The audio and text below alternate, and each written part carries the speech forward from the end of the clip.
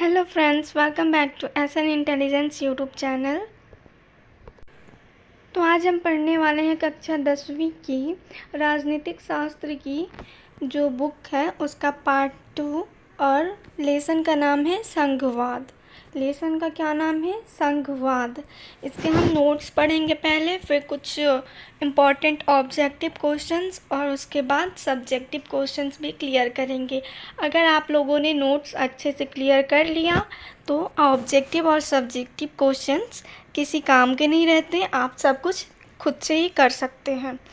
तो एक बार फिर से एसएन इंटेलिजेंस यूट्यूब चैनल पर आप सभी का स्वागत है। वीडियो स्टार्ट होने से पहले मैं आप सभी से रिक्वेस्ट करती हूँ कि चैनल को सब्सक्राइब करें, वीडियो को लाइक और शेयर ज़रूर करें। तो आइए आगे बढ़ते हैं।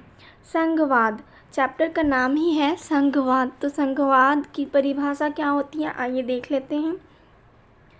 संघवाद से अभिप्राय है कि एक ऐसी शासन व्यवस्था जिसमें देश की सर्वोच्च सत्ता केंद्र सरकार और उसके विभिन्न आनुषंगिक साधिक इकाइयों राज्य सरकारों के बीच बटी होती है। ये संघवाद जो होता है ये एक ऐसी शासन व्यवस्था है जिसके अंतर्गत सर्वोच्च सत्ता केंद्र सरकार जो होती है वो और विभिन्न साधिक इकाइयों राज्य सरकारों के बीच बटी होती है। कुछ विभिन्न इकाइयाँ होती हैं वो और सर्वोच्च सत्ता केंद्र की सरकार राज्य सरकारों के बीच बटी होती है। फिर संघीय व्यवस्था की विशेषताएं, जो विशेषताएं हैं वो क्या है? संघीय व्यवस्था की विशेषताएं कई बार मैट्रिक्स एग्जामिनेशन में ये पूछा जा चुका है कि संघीय व्यवस्था की कम से कम 5 विशेष विशेषताओं को, जो संघीय व्यवस्था है उसकी विशेषता का उल्लेख करें तो आपको कम से कम 5 विशेषताओं का उल्लेख करके आना है, या फिर 5 से कम भी, थोड़े बहुत ही संघीय व्यवस्था की विशेषता के बारे में ज़रूर प्रश्न पूछा जाता है। तो आइए पढ़ते हैं।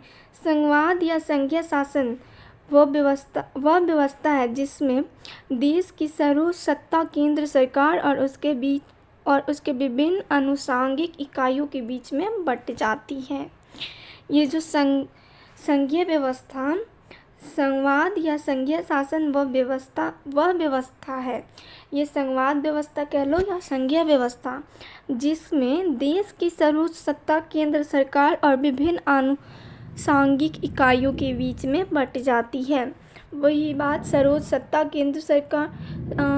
केंद्र सरकार और विभिन्न आनुषंगिक इकाइयों के बीच में बट जाती है, संघीय व्यवस्था कहलाती है या संघवाद व्यवस्था कहलाती है।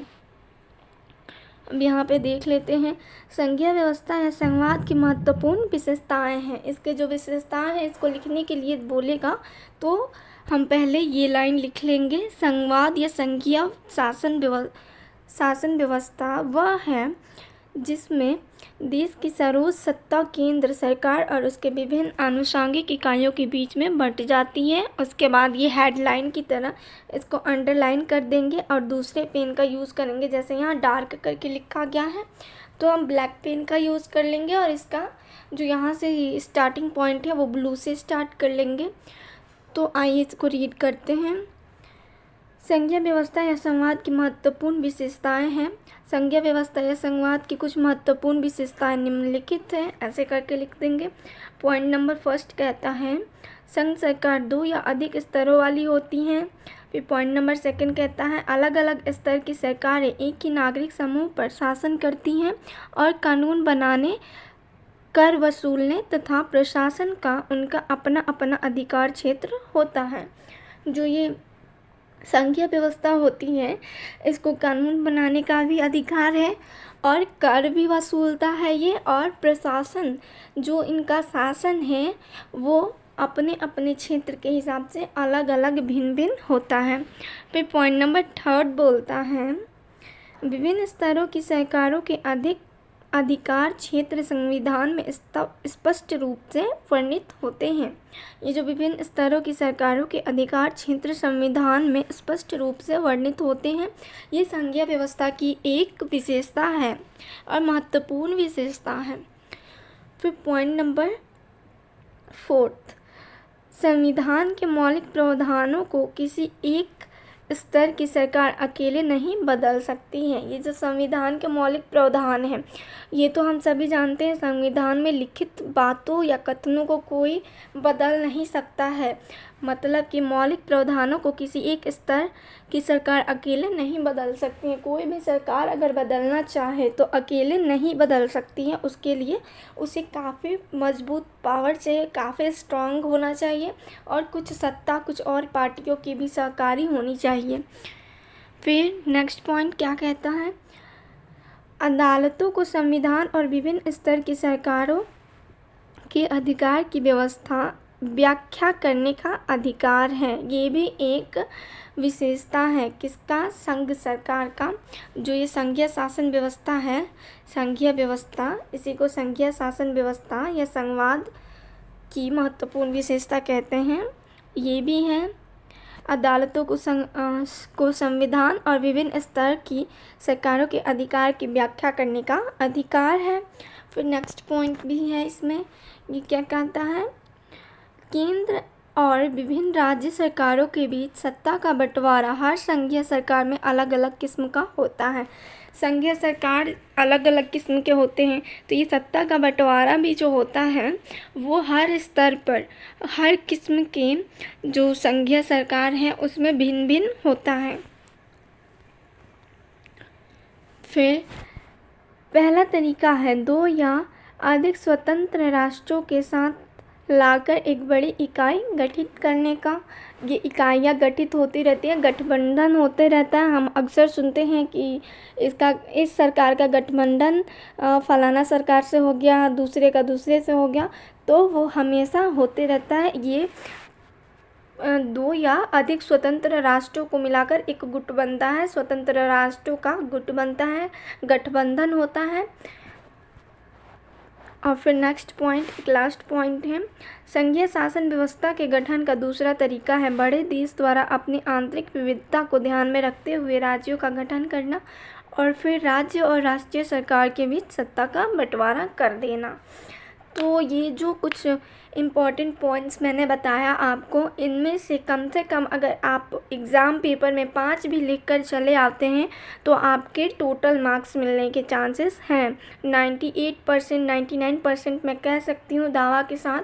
अगर इन पॉइंट्स में से आप 5 पॉइंट्स लिख कर आते हैं तो आपका पूरा का पूरा मार्क्स मिलेगा। फिर भारत में संघीय व्यवस्था, जो भारत में संघीय व्यवस्था है वो किस प्रकार की है, जो हमारे भारत देश में संघीय व्यवस्था है उसका क्या प्रकार है, उसके प्रकार के बारे में हम अब पढ़ेंगे। क्योंकि ये भी बहुत बड़ा मैटर करता है ये भी कि हम भारत के नागरिक हैं और भारत की संघीय व्यवस्था कैसी है यही ना पता हो, बाकी सब पता हो तो क्या पता है हमें। तो स्टार्ट करते हैं। भारतीय संविधान ने यहाँ की सरकार को एक संघात्मक रूप प्रदान किया है। जो भारत की सरकार है, भारत की जो संविधान है, हमारा जो संविधान है, जो लिखित संविधान हमें दिया गया है बाबा साहब भीमराव अंबेडकर के द्वारा, उनकी महत्वपूर्ण भूमिका थी संविधान को लिखने में। उस भारतीय संविधान के आधार पर सरकार को संघात्मक रूप प्रदान किया गया है। एक अलग सा अपना जो स्वतंत्र सा संघात्मक रूप हो वो प्रदान किया गया है। यहाँ विकेंद्रीकरण के लिए अनेक कदम उठाए गए हैं। विकेंद्रीकरण भी होता है हमारे भारत में सरकारों का, तो ये विकेंद्रीकरण के लिए भी अनेक विभिन्न प्रयास किए गए हैं। अलग अलग प्रयासों द्वारा विकेंद्रीकरण किया जाता है और किया जाने का प्रयास भी होता है। फिर पहला पॉइंट इसके अंदर पढ़ते हैं हम, संविधान ने मौलिक रूप से 2 स्तरीय शासन व्यवस्था का प्रावधान किया था। जो संविधान है वो मौलिक रूप से 2 स्तरीय शासन व्यवस्था का प्रावधान करता है, संघ सरकार और राज्य सरकार है। जो शासन व्यवस्था है वो संघ सरकार और राज्य सरकार के स्तर में विभक्त किया गया है। केंद्र सरकार को पूरे भारतीय संघ का प्रतिनिधित्व करना था बाद में पंचायत और नगरपालिकाओं के रूप में संघीय शासन का एक तीसरा स्तर भी जोड़ा गया। फिर एक और पॉइंट है, भारतीय संविधान लिखित एवं कठोर है एवं राज्यों के मध्य शक्ति का विभाजन स्पष्ट रूप से लिखे हैं। ये जो भारतीय संविधान है वो लिखित है और अत्यधिक कठोर है, मतलब उसे बदला नहीं जा सकता है।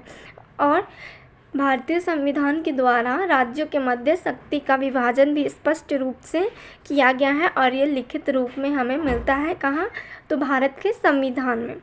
फिर नेक्स्ट पॉइंट है, एक और लास्ट पॉइंट है, भारत में एक स्वतंत्र न्यायपालिका अथवा सर्वोच्च न्यायपालिका की स्थापना की गई है ताकि केंद्र एवं राज्यों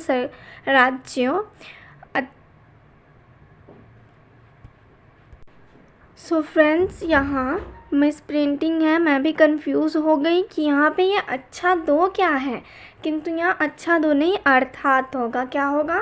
अर्थात।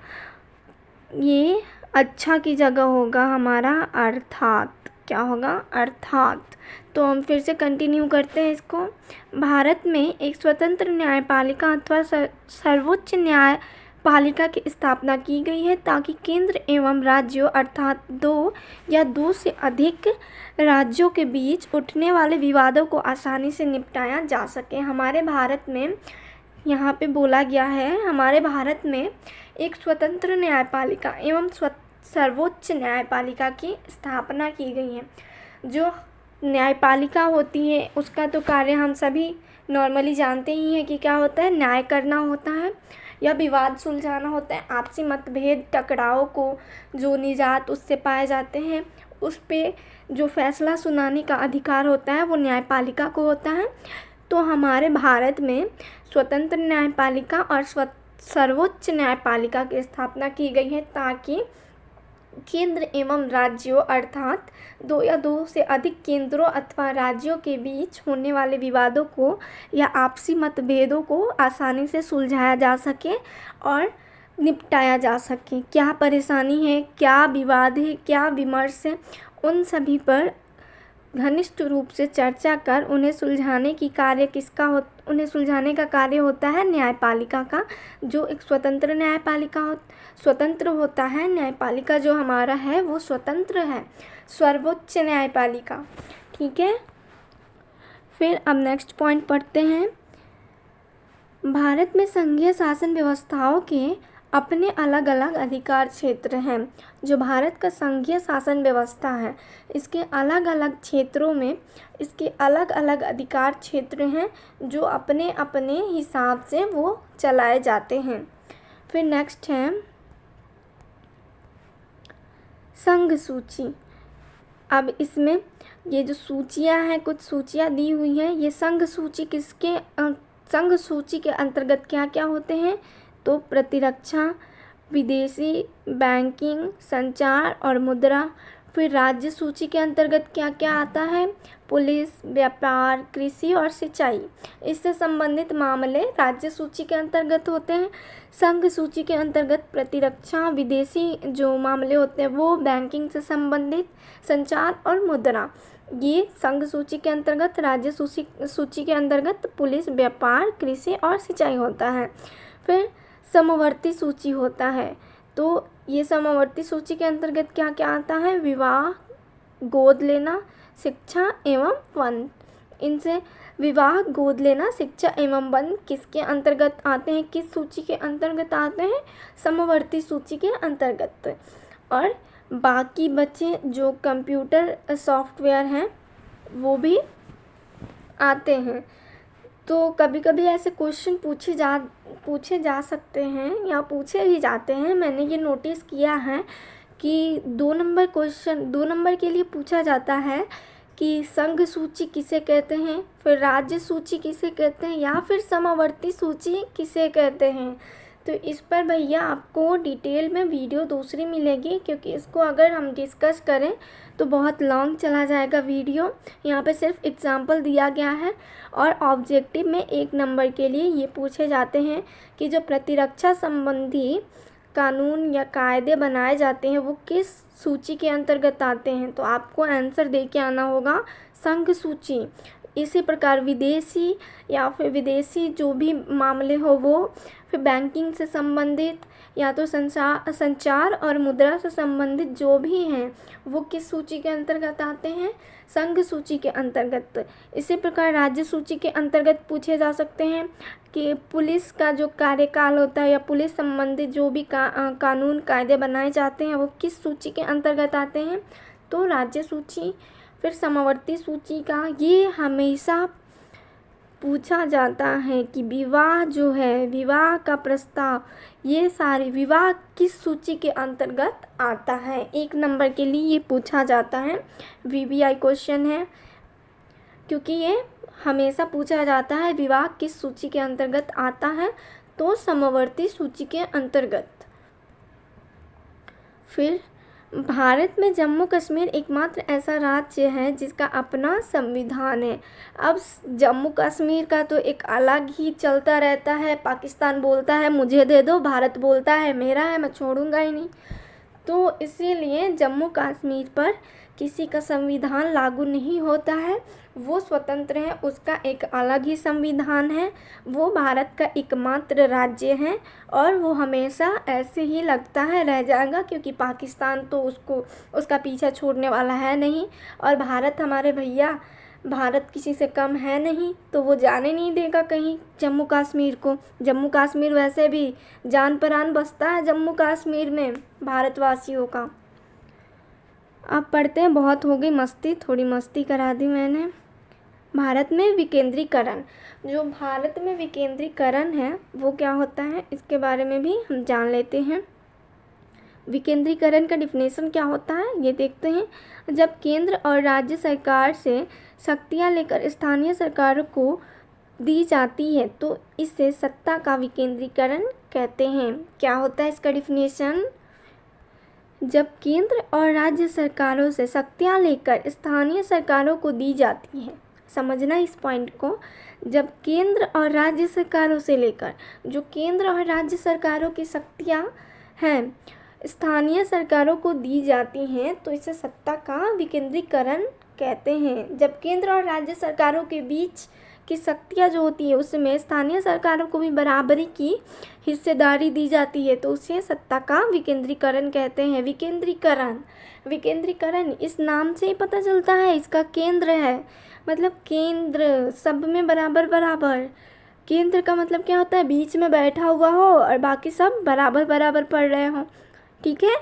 तो जो विकेंद्रीकरण है वो सभी सरकारों के बीच बराबर का कार्य करती है, बराबर बराबर शक्तियाँ पृथक होती हैं, उसे सत्ता का विकेंद्रीकरण कहते हैं। शक्तियों का विकेंद्रीकरण होता है।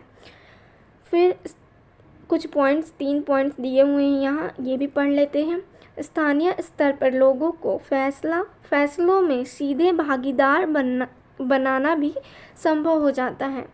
जो ये विकेंद्रीकरण होता है, सत्ता का विकेंद्रीकरण होता है, उसके क्या लाभ होते हैं इस बारे में यहाँ पे जिक्र किया गया है। स्थानीय स्तर पर लोगों को फैसलों में सीधे भागीदार बनाना भी संभव हो जाता है। जब सत्ता का विकेंद्रीकरण हो जाता है तो स्थानीय स्तर पर लोगों को फैसलों में सीधे भागीदारी प्राप्त होने लगती है। फिर स्थानीय सरकारों को संवैधानिक दर्जा किए जाने से हमारे यहाँ लोकतंत्र की जड़ और मजबूत होती है। जब स्थानीय लोग संवैधानिक दर्ज के कायदे में रहकर स्थानीय सरकार जब संवैधानिक दर्ज में रह के यहाँ कार्य करती है तो लोकतंत्र की जड़ और भी मजबूत हो जाती है। ये तो पॉजिटिव पॉइंट है ही कि हमारा जब संविधान मजबूत होगा तो काफ़ी हद तक हमें बहुत सारे लाभ मिलेंगे। फिर लास्ट है, इससे महिलाओं को प्रतिनिधित्व बढ़ाने के साथ ही हमारे लोकतंत्र में उनकी आवाज़ को मजबूत किया है। जो महिलाएं हैं उनको काफ़ी पीढ़ी दर पीढ़ी, मतलब सदियों से ही औरतों पर अत्याचार किया जा रहा है। मैं भी एक औरत ही हूँ, इसलिए ऐसे कुछ फैक्ट्स मायने नहीं रखते हैं, लेकिन ये बता रही हूँ कि औरतों पर सदियों से बहुत जुल्म किया जाता आ रहा है। अभी तो खैर बहुत आगे बढ़ चुकी हैं औरतें, जैसे मुझे ही ले लो, मैं यहाँ यूट्यूब पर आप सबके लिए वीडियो डाल रही हूँ, इतना मेहनत कर रही हूँ आप लोगों के लिए, लेकिन आप लोग हैं कि चैनल को ना तो सब्सक्राइब कर रहे हैं, ना वीडियो लाइक करते हैं, ना शेयर करते हैं। तो थोड़ा सा तो आपकी भी भागीदारी बनती है कि मुझे सपोर्ट करें। तो यहाँ पे आप लोग भी पिछड़ेपन का दिखावा कर रहे हैं। यहाँ मुझे अगर दबाएंगे आज तो ये तो महिलाओं पर अत्याचार ही होगा, तो मुझे भी सपोर्ट करें। खैर हम कुछ और बात कर रहे थे, मैं कुछ और घुस गई, अपने चक्कर में लग गई। लेकिन नहीं, जो महिलाओं पर अत्याचार हो रहे थे आज बहुत कम हो चुका है। तो ये किस वजह से हुआ? एक तो संविधान का भी देन है हमारे यहाँ, और सत्ता का विकेंद्रीकरण जब से हुआ तब से महिलाओं को भी सत्ता में हिस्सेदारी मिल रही है, अलग अलग सीटों पर आरक्षण मिल रहा है। तो ये सीटों पर आरक्षण कितना मिला, कितना परसेंट मिला, कितनी औरतों ने कब क्या किया, कब से ये शुरुआत हुआ, ये इतिहास में हमें मिलेगा। और इसके अगले चैप्टर में भी हमें पढ़ने को मिलेगा औरतों के बारे में, जो सत्ता में साझेदारी मिली, जो प्रतिनिधित्व सीटों का आरक्षण मिला, उसके बारे में हम नेक्स्ट चैप्टर में पढ़ने वाले हैं। तब तक के लिए अलविदा, फिर नेक्स्ट वीडियो में मिलते हैं हम इसके कुछ इम्पॉर्टेंट क्वेश्चन आंसर के साथ। तब तक के लिए बाय, एंड चैनल को सब्सक्राइब ज़रूर करें, वीडियो को लाइक और शेयर करें। धन्यवाद।